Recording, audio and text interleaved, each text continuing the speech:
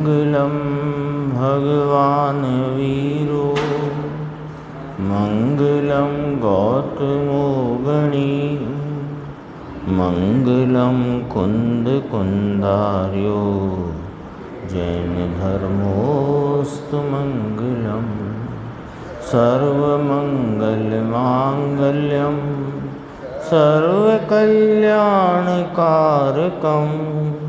प्रधानं सर्वधर्माणां जैनं जयतु शासनम्।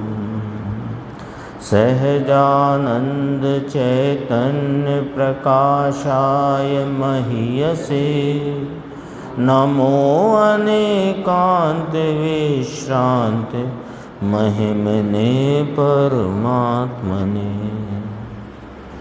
पंचास्तिकाय संग्रह नाम का ग्रंथ आचार्य कुंद देव द्वारा रचित, इसकी 8वीं गाथा की स्वाध्याय अपनी चलती है, जिसमें ये कहा कि सादृश्यपने से सर्व पदार्थ स्थित एक महासत्ता है और वह सत्ता निरंकुश नहीं है, सप्रतिपक्ष है, यानी उसका प्रतिपक्ष भी है।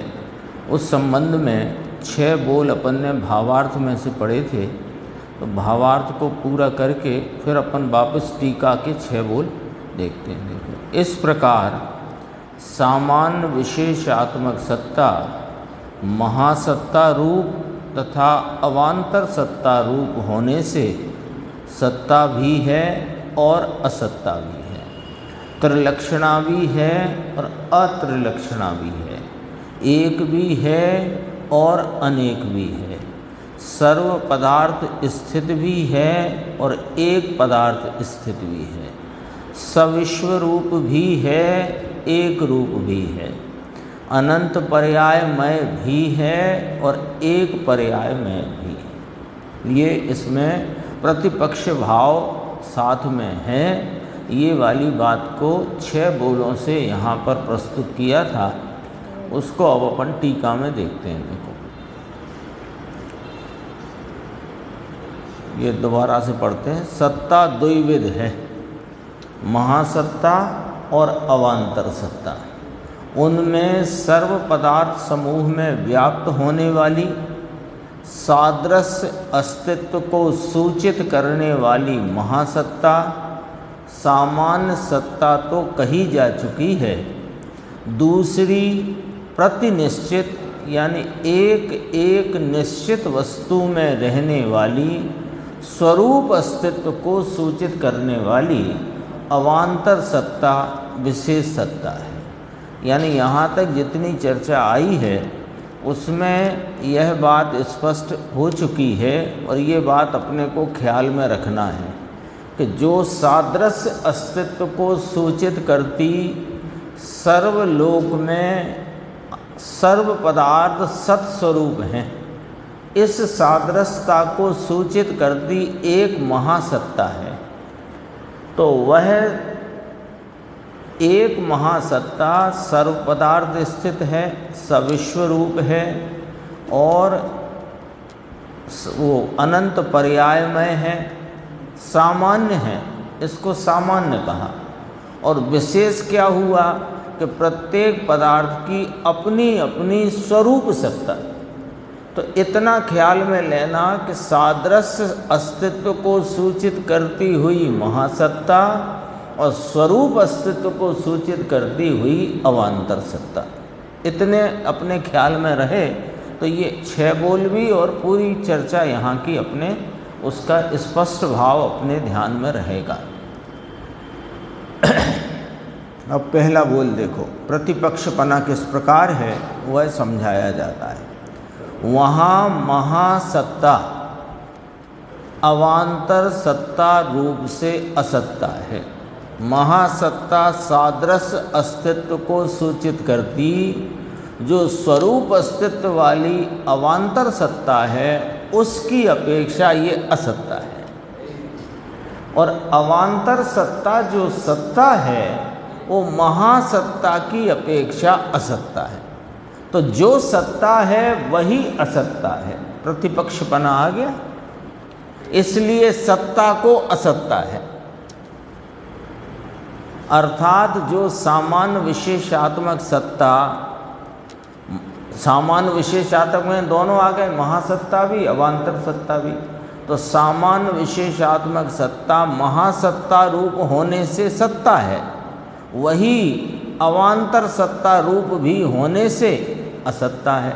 क्योंकि वह जो महासत्ता है वो अनंत पदार्थों के सत्ता के सादृश्य भाव रूपता की सत्ता है।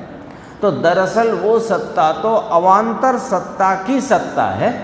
तो अवान्तर सत्ता से उस महासत्ता को कहा गया, उनकी सत्ता है। मतलब अवान्तर सत्ता माने प्रत्येक पदार्थ की अपनी अपनी स्वरूप सत्ता होने से, जैसे कल वन का उदाहरण लिया था अपन ने, तो वो वन किससे वन कहलाता है कि अनंत अनेक पेड़ हैं, 1000, 2000, 4000, वहाँ अनेक जाति के वृक्ष हैं, उससे वो वन कहलाता है। लेकिन वन जो एक है वो वृक्षों की अपेक्षा अनेक है, तो वो वृक्षों की सादृश्य सत्ता को सूचित करता एक वन, वह वन रूप सत्ता, वह वृक्षों की सत्ता, उसकी वो वन रूप सत्ता की अपेक्षा वृक्षों की सत्ता असत्ता है। और वृक्षों की सत्ता की तरफ से देखो तो वन की सत्ता असत्ता है। पॉइंट आया ना ख्याल में? है तो कोई महासत्ता नाम की कोई वस्तु अलग नहीं है। जैसे वन में वन रूप से कोई वस्तु अलग नहीं है, लेकिन बहुत पेड़ों का समुदाय रूप वह एक वन, तो उसकी वन रूप सत्ता, और वो अनेक, मान लो 2000 पेड़ लो, तो 2000 पेड़ों के वृक्षों के सादृश्य भाव को रखती हुई वह वन रूप सत्ता, और 2000 वृक्ष हैं, उनकी अपनी अपनी, आम की आम रूप, नीम की नीम रूप, जामुन की जामुन रूप, जो जो भी है, ठीक है ना। तो उनकी वह सत्ता वृक्ष की सत्ता अपेक्षा वन रूप सत्ता असत्ता है, और वन की अपेक्षा वृक्षों की सत्ता असत्ता है। तो जो सत्ता है वही असत्ता है। एक बोल हुआ। दूसरा, ये थोड़ा बारीक है, कल समय कम था तो अपन ने भावार्थ में थोड़ा समझने के हिसाब से पढ़ लिया था। देखो, अब जिस स्वरूप से उत्पाद है उसका उस स्वरूप का उस प्रकार से उत्पाद एक ही लक्षण है, और जिस स्वरूप से व्यय है उसका नाम उस व्यय का, उस व्यय रूप स्वरूप का उस प्रकार से व्यय एक ही लक्षण है, और जिस स्वरूप से द्रव्य है उसका उस स्वरूप का उस प्रकार से द्रव्य एक ही लक्षण है। इसलिए वस्तु के उत्पन्न होने वाले एक, नष्ट होने वाले दो, और ध्रुव रहने वाले स्वरूपों में से प्रत्येक को तीन लक्षण नहीं है। प्रत्येक, जैसे अपन ने कल याद किया था एक उदाहरण कि चूड़ी है, चूड़ी का व्यय, बाजूबंद का उत्पाद और स्वर्णत्व का द्रव्य है ना। तो एक उस वस्तु में सामान्यपने देखो तो त्रिलक्षणा है। वही स्वर्ण उत्पाद भाव से है जिस समय में, उसी वो बाजूबंद रूप उत्पाद भाव से है, उसी समय चूड़ी के व्यय रूप है, और उसी समय वह स्वर्णत्व के द्रव्य रूप है। तो एक सामान्यपने वो त्रिलक्षणा है, लेकिन वहाँ जो बाजूबंद का उत्पाद है वो तो बाजूबंद के ही उत्पाद रूप है, वो कोई चूड़ी के व्यय रूप नहीं है और स्वर्ण के द्रव्य रूप नहीं है। वो तो बाजूबंद का उत्पाद तो अपने उत्पाद रूप है, वो बाजूबंद स्वरूप है।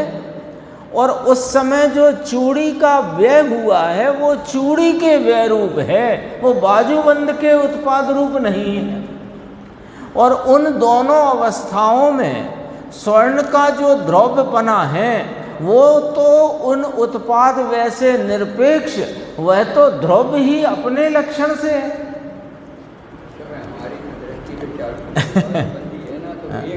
तो वो उत्पाद को तो उत्पाद लक्षण से ही देखा जाना जाएगा और व्यय को व्यय के लक्षण से देखा जाना जाएगा और द्रव्य को द्रव्य के लक्षण से देखा जाना जाएगा। तो उत्पाद का लक्षण न्यारा, व्यय का लक्षण न्यारा और द्रव्य का लक्षण न्यारा। इतनी बात आई ख्याल में। तो इनमें कोई एक लो, उत्पाद को 3 लक्षण का अभाव है, मात्र उत्पाद लक्षण का सद्भाव है। व्यय को 3 लक्षण का अभाव है, व्यय लक्षण का सद्भाव है।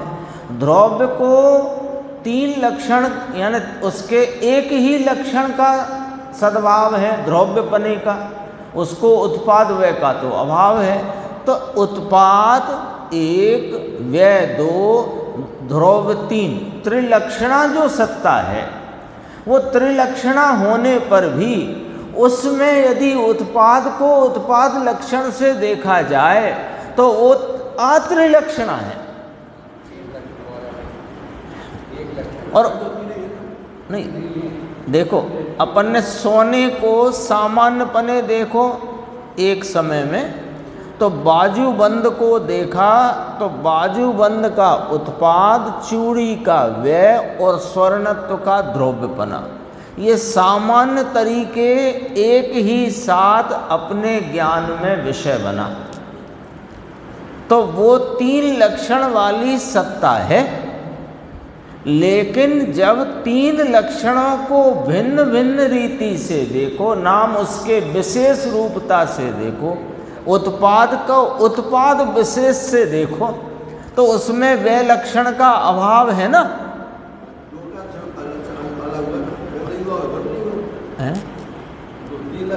जी, उत्पाद को देखा उत्पाद लक्षण से, तो उस उत्पाद को विशेष रूप से देखा। विशेष माने उसमें अन्न का अभाव ही दिखेगा ना। उत्पाद, व्यय, द्रव्य, ये विशेष, और उत्पाद व्यय द्रव्यात्मक जो सोना या वस्तु वो सामान्य। तो सामान्यपने देखते हैं तो त्रिलक्षणा है, और उसी को विशेषपने देखो तो उत्पाद को 1 लक्षण से देखोगे कि 3 लक्षण से? एक ही से देखोगे ना। बाजूबंद का उत्पाद हुआ तो बाजूबंद को बाजूबंद के ही लक्षण से तो देखोगे, पर ये ज्ञान में रहा कि ये चूड़ी का व्यय हो गया, हमारी चूड़ी गई, तो वो चूड़ी गई वाले लक्षण में बाजूबंद का उत्पाद नहीं देखा जाता। और ये सोना है, वो सोना तो सोना ही है, ऐसे लक्षण में उत्पाद व्यय न देखा। वो द्रव्यता का लक्षण है। 3 अंश कहे थे ना, 3 अंश कहो, 3 भेद कहो, 3 पर्याय कहो, 3 अवयव कहो, एक ही बात है। अवयवी के अवयव, पूर्व की गाथा में आ गई है बात। देखो दोबारा से, ये थोड़ा सा बारीक है, इसको फिर बाकी सब उतने सरल हैं इसके मुकाबले। जिस स्वरूप से उत्पाद, भाषा देखें अपन आचार्य भगवान की, जिस स्वरूप से उत्पाद है उस उत्पाद का, उसका मैं लगा दो उस उत्पाद का, नहीं, महासत्ता तो त्रिलक्षणा सिद्ध हुई, तो उसे सामान्य में लो, तो वो त्रिलक्षणा होने पर भी उनके 3 लक्षणों से अलग अलग विशेष रूप बने देखा जाए तो प्रत्येक में एक ही लक्षण है, तीन लक्षण नहीं है।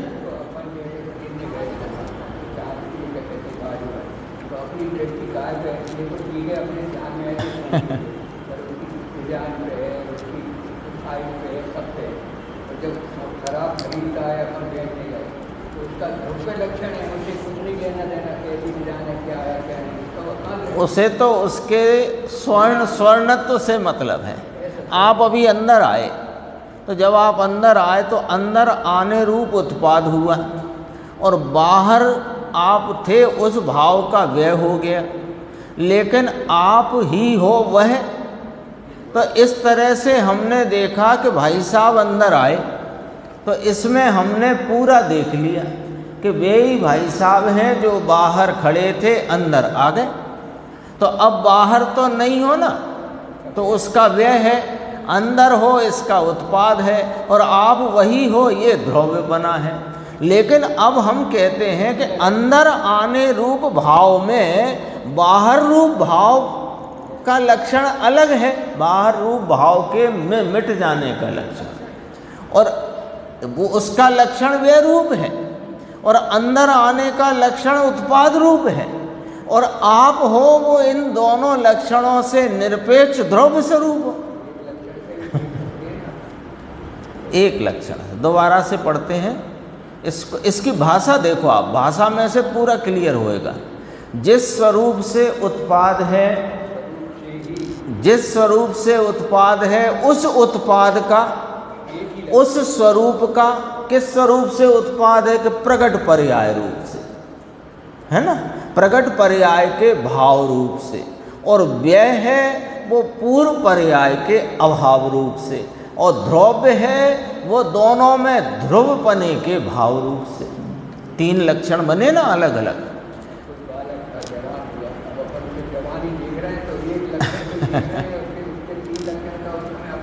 हाँ, जिस स्वरूप से उत्पाद है उस उत्पाद का, यानी उस स्वरूप का उस प्रकार से उत्पाद ही तो एक लक्षण है, उसमें व्यय ध्रुव लक्षण कहाँ है? और जिस स्वरूप से व्यय है उस व्यय का, उस स्वरूप का उस प्रकार से व्यय एक ही लक्षण है। और जिस स्वरूप से ध्रुव है, किस स्वरूप से ध्रुव है कि अन्वय रूपता से ध्रुव है, तो वो उस स्वरूप का, अन्वय रूप का उस प्रकार से ध्रुव एक ही लक्षण है। इसलिए ये तीन लक्षण हुए ना, इसलिए वस्तु के उत्पन्न होने वाले भाव, नष्ट होने वाले भाव और ध्रुव रहने वाले स्वरूपों में, भावों में प्रत्येक को, अब प्रत्येक का अर्थ क्या हुआ? तीनों को अलग अलग, है ना। प्रत्येक को त्रिलक्षण का अभाव होने से त्रिलक्षणा सत्ता को अत्रिलक्षणपना है। जिस सत्ता को त्रिलक्षणा कहा था उसके तीन लक्षणों को प्रत्येक में अन्य लक्षणों का अभाव होने से वही सत्ता त्रिलक्षणा होने पर भी अत्रिलक्षणा है, प्रतिपक्ष भाव है।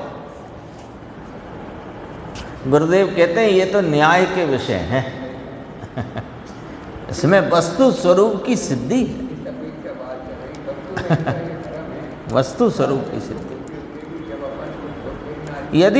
यदि ऐसा ना देख पाए, मान लो ये उत्पाद लक्षण और व्यय लक्षण से भिन्न पर्याय भाव को गौण करके एक द्रव्य स्वभाव को देखने की व्यवस्था है, इससे ही तो पर्यायों में हो रही हीनादिकता को गौण करके अपनी परिपूर्णता को जब जीव देख लेता है तो वह संसार से छूटकर मोक्ष मार्ग में आ जाता है।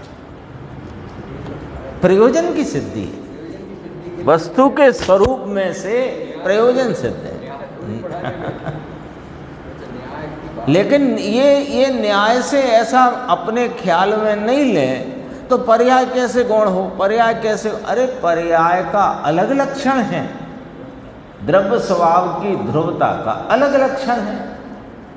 तो उन लक्षणों को जब गौण कर दिया जाए तो वो त्रिलक्षणा भाव के सत को न देखकर एक ध्रुव सत्ता का ही जो आलम्बन लेते हैं तो परिणति में अतीन्द्रिय आनंद की प्राप्ति होती है, प्रयोजन हो जाता है।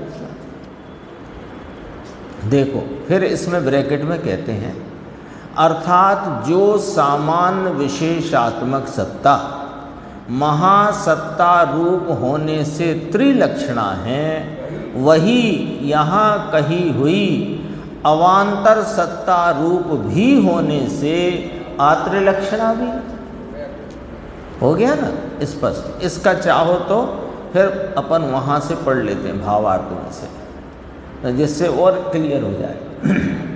महासत्ता पेज नंबर 188, महासत्ता उत्पाद व्यय और ध्रुव ऐसे 3 लक्षण वाली है, इसलिए वह त्रिलक्षणा है।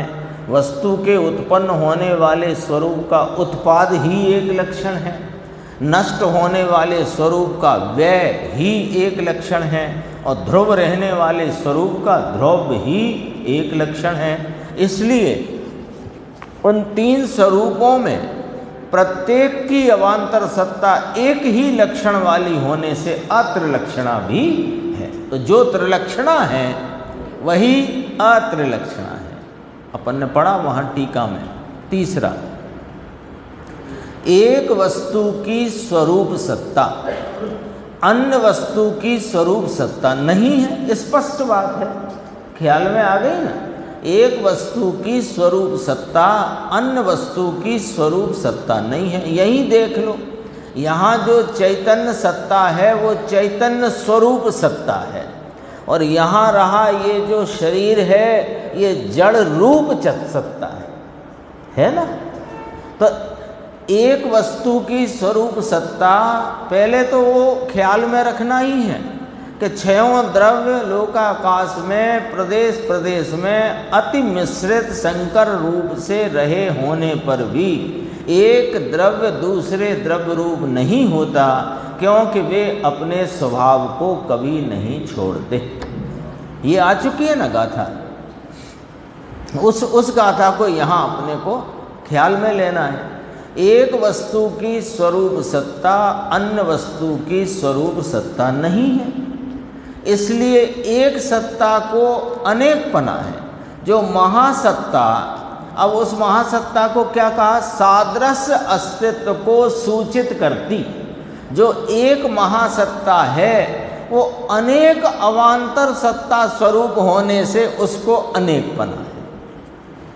और जो एक वस्तु है, एक परमाणु, एक जीव, एक धर्मास्त्री, एक अधर्मास्त्री, एक आकाश, एक कालाणु, वो सब एक एक लेना, तो वो एक है तो उसकी अपनी सत्ता स्वरूप सत्ता अन्य द्रव्य की स्वरूप सत्ता से भिन्न है।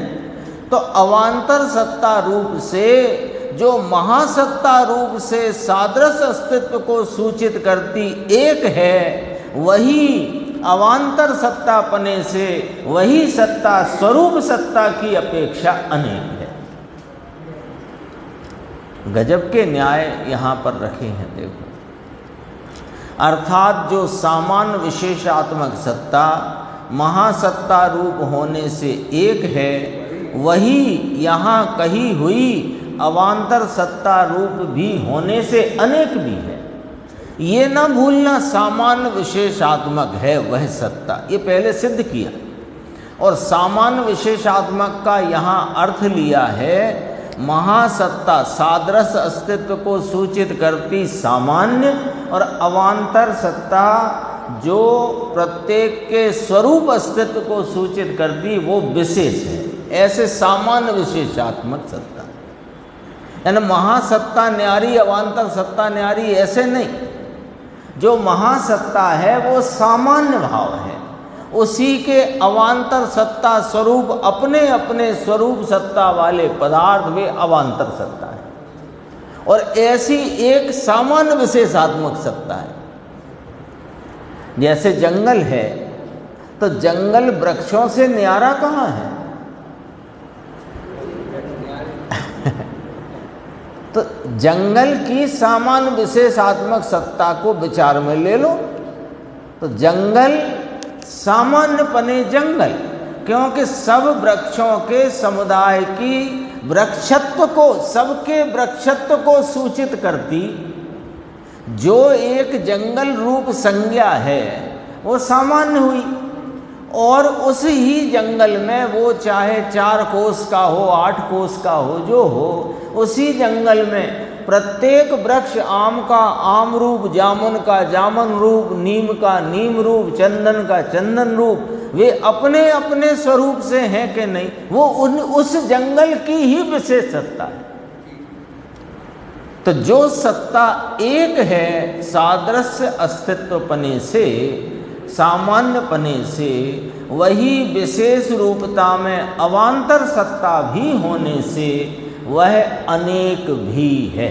ये तीसरा बोल हुआ। सत्ता तो एक ही है, हाँ, तो अभेद रूप से देखना। हाँ, सत्ता तो सबकी न्यारी न्यारी अनंत द्रव्यों की, उनके सब सत हैं। बस एक इतना सा पॉइंट पकड़ाया है, सब सतरूप हैं। अपन सब साधर्मियों की सभा, तो साधर्मियों की सभा ये एक शब्द से सामान्य रूप सभा जानने में आई है ना। और वही सभा में, वह सभा में प्रत्येक व्यक्ति अपने अपने स्वरूप से उपस्थित है कि नहीं तो वही सत्ता, दूसरी नहीं है। सभा की सत्ता और यहाँ बैठे अपन भाई बहनों की सत्ता में कोई फर्क है कि ना, सबको एक साधर्मी पने देखकर, स्वाध्यायी देखकर एक स्वाध्याय सभा जानने में आई। और वे स्वाध्याय सभा का ही विशेष यहाँ रहा, प्रत्येक व्यक्ति अपने अपने स्वरूप से है। तो जो एक है वही अनेक है, ये बोल हो गया।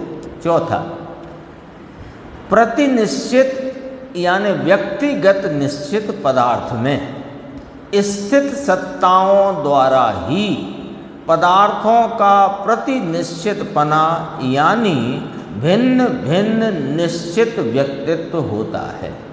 देखो, जो पदार्थ हैं जगत के, जीव, पुद्गल, धर्म, अधर्म, आकाश, काल, ठीक है, अनंते जीव, उससे अनंत गुने पुद्गल, एक धर्मास्ति, एक अधर्मास्ति, एक आकाश और असंख्य कालाणु, ठीक है, इतनी अपनी गिनती हो गई। ये सब उनकी व्यक्तिगत, उनके पदार्थ में निश्चित जो सत्ता है वो उनसे ही उनका भिन्न भिन्न सत्पना है कि नहीं। जितने जीव हैं वे सब अपनी में स्थित अपने अस्तित्व गुण से सतरूप हैं कि किसी अन्य के अस्तित्व गुण से सतरूप हैं। तो अपने ही अस्तित्व, एक परमाणु में भी अस्तित्व गुण, एक कालाणु में भी अस्तित्व गुण, एक जीव में भी अस्तित्व गुण। अस्तित्व गुण तो सामान्य गुण है ना, सतरूपता को।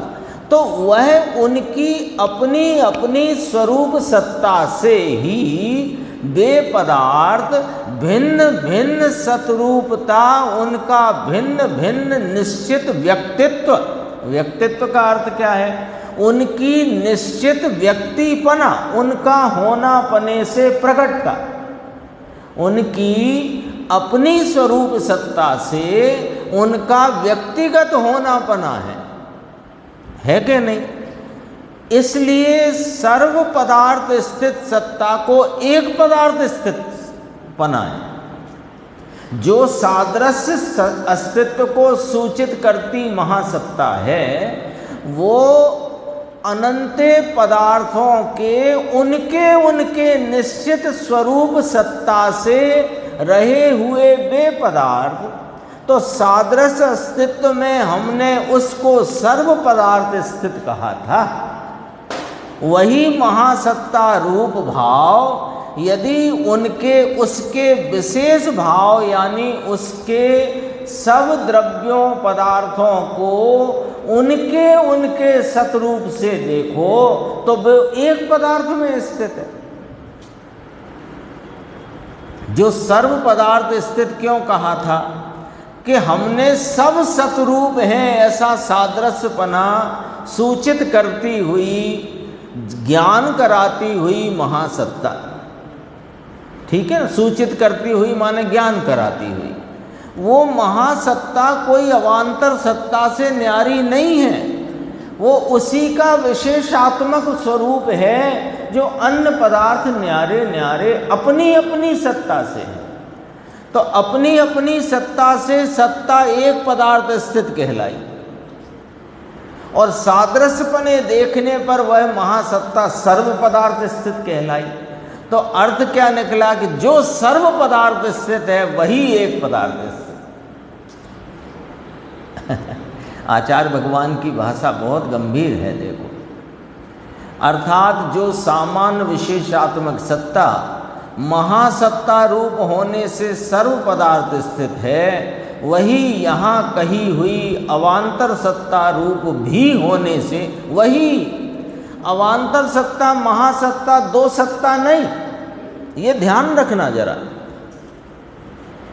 ये ध्यान रखना, दो सत्ता नहीं, सर्व पदार्थों के सतरूपता का सादृश्य भाव का ज्ञान कराती जो सामान्यपने महासत्ता, वही विशेष रूप से अवान्तर सत्ता रूप है। तो वही सत्ता जो महासत्ता अपेक्षा सर्व पदार्थ स्थित है, वही सत्ता विशेषपने देखो अवान्तर सत्तापने से एक पदार्थ स्थित। आया ख्याल में, आ गई बात। पांचवा, प्रतिनिश्चित एक एक रूप वाली सत्ताओं द्वारा ही वस्तुओं का प्रतिनिश्चित एक एक रूप होता है ना। जीव जीव रूप है, पुद्गल पुद्गल रूप है, सामान्य बात करते हैं अभी, और आकाश आकाश रूप, धर्मास्ति अधर्मास्ति उनके रूप, कालाणु अपने रूप, ठीक, अभी सामान्य बात। अब इसमें भी जो जीव जिस पर्याय में परिणत है वो जीव उस रूप है, जो परमाणु जिस भाव में परिणत है वह परमाणु उस रूप है। उसकी सत्ता है कि नहीं वो उस समय की, है ना। जीव के दो भेद क्यों करे फिर, जीव तो एक ही प्रकार का है ना, चैतन्य स्वरूप, उसके दो भेद क्यों करे, संसारी और सिद्ध। और संसारी में भी फिर दो भेद क्यों किए, साधक और बाधक। तो वैसे ये जो महासत्ता और अवान्तर सत्ता है ये भी बदलती जाती है, क्योंकि जैसे अपन ने कहा विश्व, तो ये महासत्ता हो गया, और उसमें 6 द्रव्य, ये अवान्तर सत्ता भिन्न रूप हो गई। अब जब अपन एक जीव द्रव्य को कंसीडर करें, अगर अपन वो जीव द्रव्य को महासत्ता मानते हैं तो फिर ये मुक्त और संसारी वो उसे नहीं, ये अपन घटित कर सकते हैं, पर यहाँ जो विषय लिया है नहीं, अपन उसका सामान्य विशेषपना अपन नक्की कर सकते हैं। उसे सत्ता के रूप में महासत्ता अवान्तर सत्ता ऐसा नहीं कहते, एक ही सत्ता पूरे आगम में इसी प्रकार की शैली है। जीव द्रव्य है वो द्रव्यपने चैतन्यपने सामान्य है, और उसके गुण भेद ज्ञान ज्ञान है, दर्शन नहीं, दर्शन दर्शन है, ज्ञान नहीं, ऐसे भेद होने से वे उसके विशेष हैं। और उन गुणों की जो वर्तमान प्रकटता है वह भी उसका भेद है, वह भी उसका पर्याय रूप विशेष है। दो विशेष है ना, अन्वयी विशेष और व्यतिरेकी विशेष। तो यहाँ सामान्य विशेष लेना और उसकी एक ही सत्ता लेना। और ये जो महासत्ता अवान्तर सत्ता की जो चर्चा आगम में यहाँ भी आई, प्रवचन सार में भी आई, अपन ने तो 2 जगह देखी, और भी आई होगी और ग्रंथों में भी अपने तो 2 जगह से ख्याल में आई।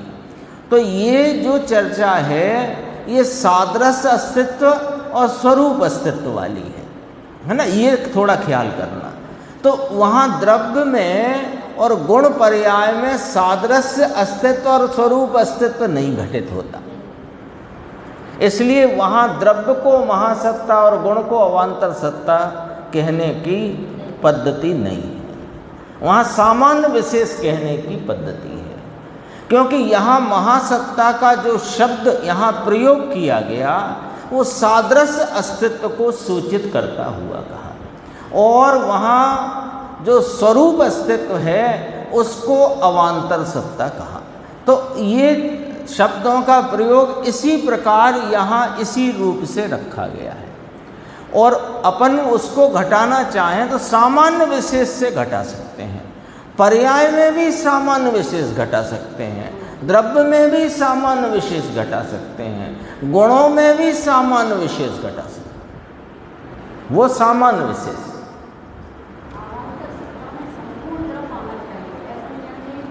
हाँ ऐसे यहाँ स्वरूप अस्तित्व। अब इसका अर्थ समझना, जैसे एक जीव है वो अनंत गुणात्मक है, वर्तमान पर्यायों से परिणत है ना। वो गाथा आ गई है प्रवचन सार में, शुभ से परिणत शुभ है, अशुभ से परिणत अशुभ है, यानी वर्तमान परिणाम से परिणत जो है वो वही है, ऐसा वहाँ सूचित किया। सब द्रव्यों में यही लगेगा, ठीक है। अब देखो स्वरूप अस्तित्व कैसे कहा कि वो जो पर्याय जो कुछ भी प्रकट है और वो जो उसके अनंत गुण हैं और अनंत गुणों का आश्रय रूप एक द्रव्य है, उन सब की सत्ता एक है, एक सत्ता है। तो वो सबकी सत्ता सूचित करता है, ऐसा नहीं है। वहाँ अस्तित्व गुण अपने सतरूपता से रहा है और अस्तित्व गुण का रूप सर्व गुणों में है, तो वह एक सत्ता है। ज्ञान गुण का अस्तित्व गुण अलग नहीं है, दर्शन गुण का अस्तित्व गुण अलग नहीं है, एक द्रव्य का एक अस्तित्व गुण है और उसका रूप सर्व गुणों में है, और उसका रूप पर्याय में भी है, क्योंकि अस्तित्व की भी तो पर्याय प्रकट हो रही है प्रति समय। तो एक सत्ता है वो, तो उसमें अवान्तर सत्ता शब्द का प्रयोग नहीं कर सकते, और वहाँ सामान्य विशेष का शब्द का प्रयोग कर सकते हैं समझने के लिए। द्रव्य सामान्य, गुण पर्याय विशेष, है ना। अब केवल ये जो अवान्तर सत्ता और महासत्ता जो है केवल द्रव्य में ही घटित करेंगे, हाँ, बाकी अगर द्रव्य और गुण में करना है तो वो नहीं, तो इसलिए नहीं करेंगे कि उनका अपना अपना अलग अस्तित्व गुण नहीं है, लेकिन इस विश्व में रहे हुए सर्व पदार्थों का अपना अपना अस्तित्व गुण है, तो उससे उनकी सत्ता, ये लाइन आ गई कि सत्ता से तीन लक्षण पना से सत्ता सिद्ध हुई, और सत्ता और द्रव्य में कोई भेद नहीं, क्योंकि भाव और भाववान में कोई भेद नहीं होता। इसी गाथा में आई है बात। तो वहाँ सामान्य विशेष लगा सकते हैं, ज्ञान गुण सामान्य और उसका वर्तमान जो व्यक्त रूप भाव है वो विशेष हो गया। अब पर्याय में भी लगाना हो सामान्य विशेष, तो पर्याय में एक रूपता का प्रवाह है वो सामान्य, और उसमें विविधता का जो भाव है वो विशेष। ऐसा तो हो सकता है, ये सत्ता में नहीं लगेगा। सत्ता में यही व्यवस्था पूरी जनागम में रखी गई है, महासत्ता अवान्तर सत्ता। देखो अपन कहाँ थे, 5वें नंबर में, प्रतिनिश्चित एक एक रूप वाली सत्ताओं। तो प्रत्येक द्रव्य का, जीव का, प्रत्येक जीव का अपना रूप, अपने रूप सत्ता है, प्रत्येक परमाणु की अपने रूप सत्ता है, प्रत्येक कालाणु की अपने रूप सत्ता है, धर्मास्ति अधर्मास्ति आकाश की एक एक हैं वे तो उनकी अनुरूप सत्ता है। तो सब सत्ताओं के द्वारा ही अपने अपने रूप वाली, एक एक रूप वाली उन सत्ताओं के द्वारा ही वस्तुओं का प्रतिनिश्चित एक एक रूप होता है। प्रतिनिश्चित माने उसका अपना ही रूप, उसका अपना ही रूप, उसकी अपना ही सतरूप। इसलिए सविश्वरूप सत्ता को एक रूप बना है। जो महासत्ता सादृश्य अस्तित्व का ज्ञान कराती हुई उसको सविश्वरूप पना कहा था, उसी सत्ता को अवान्तर सत्ता की अपेक्षा अवान्तर सत्ता के दृष्टिकोण विशेष भाव से देखने पर वह एक रूप है, क्योंकि सबकी अवान्तर सत्ता अपने अपने रूप है। अर्थात जो सामान्य विशेषात्मक सत्ता महासत्ता रूप होने से सविश्व रूप है, वही यहाँ कही हुई, पहले महासत्ता कही थी, अब यहाँ कही हुई अवान्तर सत्ता रूप भी होने से एक रूप भी है ना। तो ये भी शब्द का प्रयोग है यहाँ, ही का नहीं है। ही का होता तो सर्वथा में चला जाता है, और भी का रहने से कथनचित में आता है। अवान्तर सत्तापने एक रूपपना है, महासत्तापने सविश्व रूपपना है। क्या गाथाएं हैं, क्या उनकी टीकाएं हैं, अंतर में कितना हृदय में भरा होगा जो यहाँ उड़ेल दिया है ना अमरचंद्र आचार्य भगवान ने। देखो एक शब्द आया सूत्र में, सप्रतिपक्ष है, बस उसके ऊपर इतनी टीका है।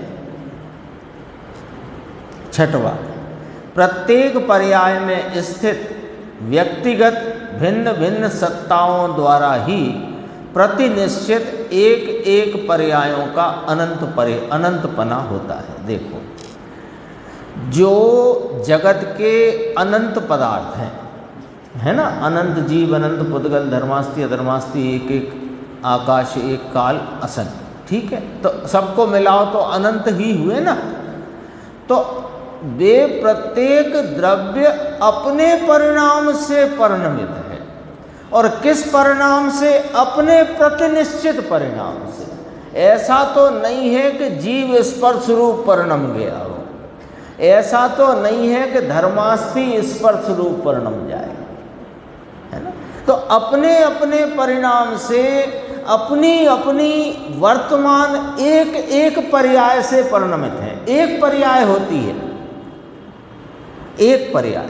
तो प्रत्येक जो अवान्तर सत्ता रूप, जो प्रत्येक अनंत द्रव्य हैं, वे प्रत्येक द्रव्य अपनी अपनी पर्याय से परिणित हैं, ठीक है ना। वर्तमान अपने भाव से परिणित हैं। अब उन्हीं द्रव्यों को सादृश्य भाव से देखो तो महासत्ता अनंत पर्यायमय कहलाई, और विशेषपने अवान्तर सत्ता से देखो तो एक पर्यायपना दिखा। हो गया ना स्पष्ट। देखो ये 5 उंगली है, 5 उंगली का हाथ, इसे हाथ जानने में आया है। अब ये मुट्ठी बंद हुई तो ये 5 पर्यायमय है, लेकिन इस उंगली की पर्याय एक पर्याय रूप है, इस उंगली की पर्याय एक पर्याय रूप है, इस उंगली की पर्याय एक पर्याय रूप है, इस उंगली की पर्याय एक पर्याय रूप है, इसकी पर्याय एक पर्याय रूप है, ठीक है। तो हाथ को 5 पर्यायपना कहा गया। क्यों कि 5 उंगली, ये हाथ और 5 उंगली न्यारी न्यारी नहीं है, 5 उंगलियों के इकट्ठे भाव को हाथ कहने में आया, हाथ जानने में आया। वही हाथ 5 पर्याय में परिणमित है, और उसमें एक एक उंगली की अपनी अपनी, ये तर्जनी, ये मध्यमा, ये अनामिका, ये कनिष्ठा, ये क्या बोलते हैं इसको, अंगूठा, जो भी है, तो ये अपने अपने भाव से परिणमित है ना। तो इसकी कितनी पर्याय गिनेंगे? एक उंगली की एक। तो अवान्तर सत्ता माने प्रत्येक द्रव्य न्यारा न्यारा, अपनी अपनी सत्ता वाला, उसकी एक समय में एक पर्याय। तो अवान्तर सत्ता पने वह महासत्ता ही, जो सत्ता कही ना, तो महासत्ता पने अनंत पर्यायमय कही, और अवान्तर सत्ता की अपेक्षा एक पर्यायमय कही। हो गया स्पष्ट। देखो दोबारा पढ़ते हैं। उल्टा अपन ने अभी तक ये कहा कि जो एक रहती है वो सादृश्य अपेक्षा रहती है, और जो अनेक हो जाती हैं वो अवान्तर सत्ता। नहीं नहीं, ऐसा नहीं, ऐसा नहीं। आप देखो, ऐसे नहीं। अपन जंगल में चलो, पेड़ में चलो, मतलब वहाँ विचार करो। अभी देखो, जो अनंत द्रव्य हैं, पहले यहाँ से देखो, अनंत द्रव्य अपने अपने सत से हैं। यहाँ से चली बात जगत में, वहाँ से चली ना बात पूर्व की गाथा कि ये जीव अनंत, पुद्गल अनंत, अनंत जो भी हैं ऐसी, तो वे सब 6 जाति से 6 द्रव्य हैं। वे अति संकर पने, मिश्रित पने इस लोक में रहे हुए हैं, तो भी अपने स्वरूप को नहीं छोड़ते। ये बात स्पष्ट हो गई है ना। अब सब कैसे हैं कि सत्स्वरूप हैं, जितने द्रव्य हैं वे सत्स्वरूप हैं, तो प्रत्येक द्रव्य सत्स्वरूप है। ऐसी सत्स्वरूपता को सब सत, जीव अनंत जीव सत, अनंता अनंत पुद्गल सत, धर्मास्तिकाय सत, अधर्मास्तिकाय सत, आकाश सत, असंख्य कालाणु सत। अब सब सत को एक रूप सत देखो तो महासत्ता, और वही महासत्ता को विशेषपने देखो तो वो अवान्तर सत्ता, यानी प्रत्येक की अपनी अपनी स्वरूप सत्ता। इसलिए पहले कहा था सादृश्य सत्ता को ज्ञात कराती महासत्ता और स्वरूप सत्ता को ज्ञात कराती अवान्तर सत्ता। और एक ही सत्ता सामान्य विशेषात्मक है, दो नहीं है, ये याद रखना। महासत्ता अवान्तर सत्ता दो सत्ता नहीं है। अनंत सत्स्वरूप वस्तुओं का सादृश्य अस्तित्व ज्ञात होता है, वो महासत्ता सामान्यपने कही, और उसके सब वस्तुएं न्यारी न्यारी अपने अपने स्वरूप सत्ता से हैं, उसे अवान्तर सत्ता कहा। ठीक है। अब जब सब वस्तुओं का सादृश्य सत्ता का भाव महासत्ता है, तो सब वस्तुएं परिणमित हैं कि बिना परिणमित हैं? परिणमित हैं। तो एक समय में सब वस्तुओं का परिणाम देखो तो महासत्ता को अनंत पर्यायमय कहा जाएगा। लेकिन प्रत्येक वस्तु प्रत्येक वर्तमान में अपने एक परिणाम से परिणमती है, उस अपेक्षा देखो तो एक पर्यायमय कहा जाएगा। आ गया ना स्पष्ट? इस पूरी प्रकरण में 2 पॉइंट हैं जो अपने को नहीं भूलना। एक तो ये नहीं भूलना कि सादृश्य अस्तित्व का ज्ञात कराती महासत्ता, और उस महासत्ता के विशेष रूप भाव और स्वरूप सत्ता को अबोध कराती अवान्तर सत्ता। और ये दोनों सत्ताएं जो कहीं, वो एक ही सत्ता है, दो नहीं है, ये ध्यान रखना है। वे एक ही सत्ता के सामान्य विशेषात्मक भाव हैं। सामान्यपने महासत्ता और विशेषपने अवान्तर सत्ता। फुटनोट आया था इसका, देख सकते हैं, पेज आएगा 184, कहाँ गया?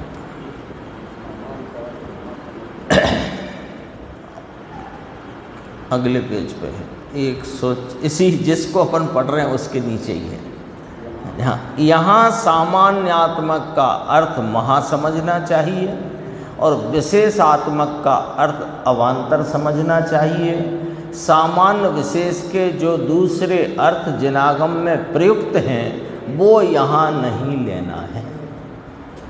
ठीक है, इतना अपने को बांध दिया है, बांध दिया जिससे कि ये चित्त इधर उधर ना जाकर इस पूरे प्रकरण में जो व्यवस्था बताई है उस व्यवस्था को अपन समझ सकें। हाँ, वो अलग है। इसलिए जो अभी भाई साहब आप पूछते थे तो वो उसमें महासत्ता अवान्तर सत्ता वहाँ नहीं लगाना, वहाँ द्रव्य पर्याय सामान्य विशेष। और यहाँ जो दरअसल में महासत्ता नाम की कोई चीज़ नहीं है, लेकिन जैसे यहाँ सभा नाम का कौन व्यक्ति बैठा है बताओ? सभा नाम का, वन नाम का कौन सा वृक्ष होता है सो बताओ। लेकिन सभी वृक्षों के वृक्षत्व को, सादृश्य पने को ज्ञात कराता जो भाव है उसका नाम जंगल वन है। हाँ, सब स्वरूप है। जैसे वो जंगल है, वो कैसा है कि वो सर्व वृक्ष रूप है और प्रत्येक वृक्ष अपने अपने रूप है, तो एक रूप है। तो ये प्रतिपक्षपना है, निरंकुश नहीं है, ये शब्द डाला। प्रत्येक पर्याय में स्थित व्यक्तिगत भिन्न भिन्न सत्ताओं द्वारा ही प्रतिनिश्चित एक एक पर्यायों का अनंतपना होता है। इसलिए अनंत पर्यायमय सत्ता को एक पर्यायमय पना है। सिद्ध है ना बात, ख्याल में बराबर। अर्थात जो सामान्य विशेषात्मक सत्ता महासत्ता रूप होने से अनंत पर्यायमय है, वही यहाँ कही हुई अवांतर सत्ता रूप भी तो वही है। तो अवांतर सत्ता रूप भी होने से एक पर्यायमय भी है। बहुत अद्भुत है। यहाँ तक, इसके बाद इसको पूरा करते हैं। इस प्रकार निर्वध्य है, अर्थात ऊपर कहा हुआ सर्वस्वरूप निर्दोष है, इसमें कोई दोष खड़ा नहीं होता है। ले महासत्ता कहाँ से ले आया? तो कि तुम यहाँ से बारात लाए थे। बारात कहाँ से ले आए? बारात नाम की वस्तु बताओ। इस पूरी बारात 100 आदमियों की चल रही है, इसमें एक बारात बताओ, कौन है बारात? कौन है बारात? कौन बारात है बताओ? तो आप बारात वहाँ दिखा सकते हो? फिर कहते तो ये बारात आ रही है, बारात आई नहीं, बारात आ गई। कौन बारात है उसमें?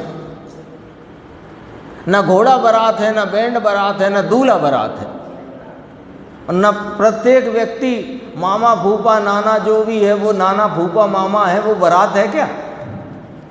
लेकिन सबको एक समूह रूप से ज्ञान में लेना वो बारात है। लेकिन सब अपने अपने, अब अपन कहते हैं बारात चल रही है, तो बारात चल रही है, वहाँ बारात 100 तो 200 कदमों से बारात चल रही है। कह दो 100 व्यक्ति की बारात है तो 200 कदमों से बारात चल रही है। वास्तव में तो प्रत्येक वहाँ पर 2-2 कदम से 2 कदम 2-2 पैर वाला ही है ना, तो 2-2 पैर से चल रहा है। 200 पैर से कौन चल रहा है? तो अनंत पर्याय में है, वही एक पर्याय में है। इस प्रकार ऊपर कहा हुआ सर्व स्वरूप महासत्ता अवांतर सत्ता रूप, उसमें प्रतिपक्षपना किस प्रकार है?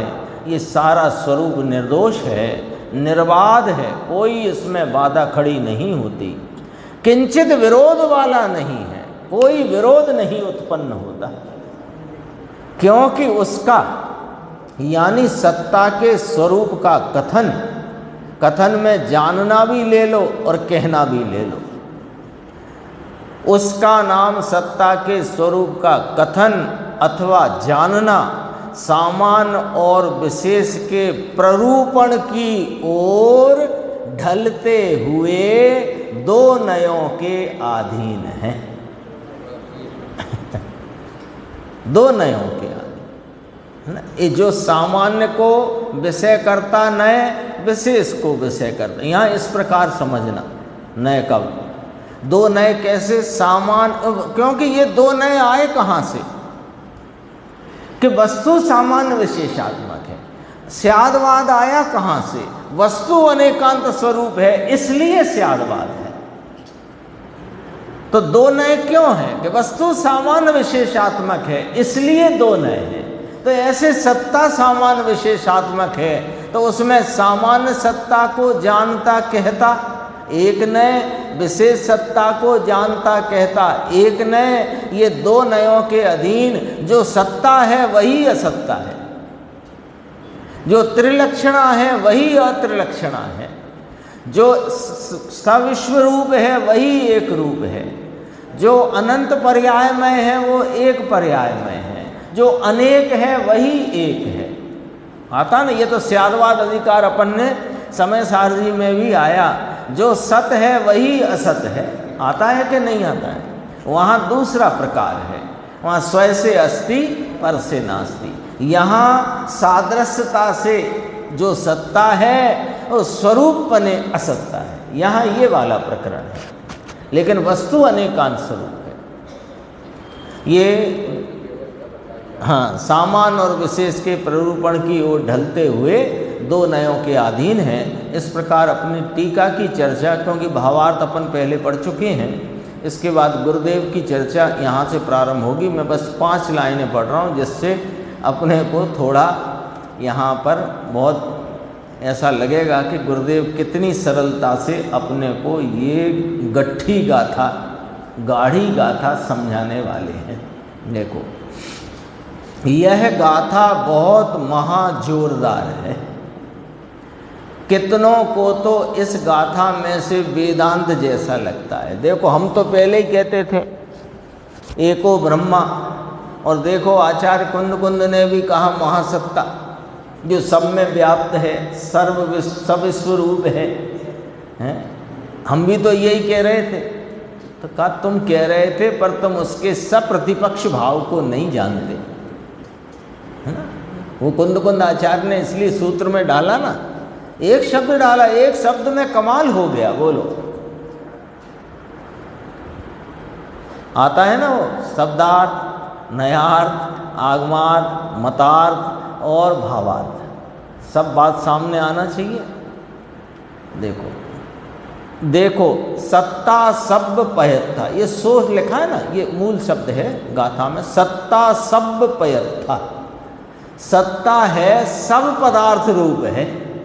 सब पयत्था, पयत्था माने पदार्थ, सब माने सर्व, सत्ता सब पयत्था।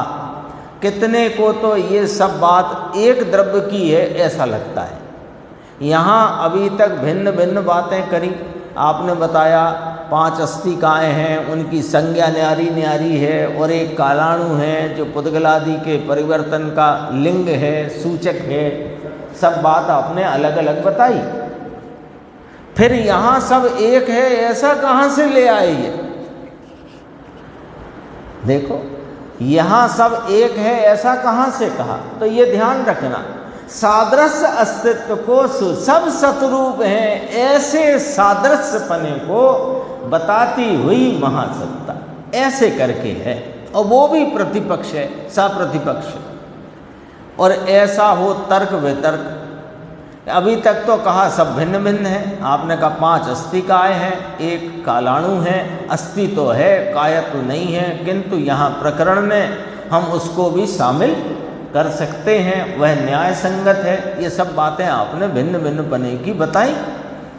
और आत्मा में सब होकर महासत्ता कहने में आती है। अब देखो, ये गुरुदेव की संग्रह नय से, ये संग्रह नय हुआ।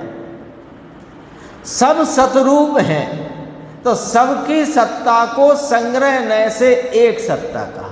ये हम सब स्वाध्यायी यहाँ हैं, इसमें संग्रह नय से इसको स्वाध्याय सभा कहने में आया। बारात संग्रह नय से, ठीक है ना। वह और यहाँ कैसे लिया ऐसा किसी को तर्क होता है, परंतु ये बात यहाँ ऐसी ही है। शेष चर्चा इसकी जो सत्ता की पहले पैराग्राफ की है उस पर अपन आगे की स्वाध्याय में चर्चा करें।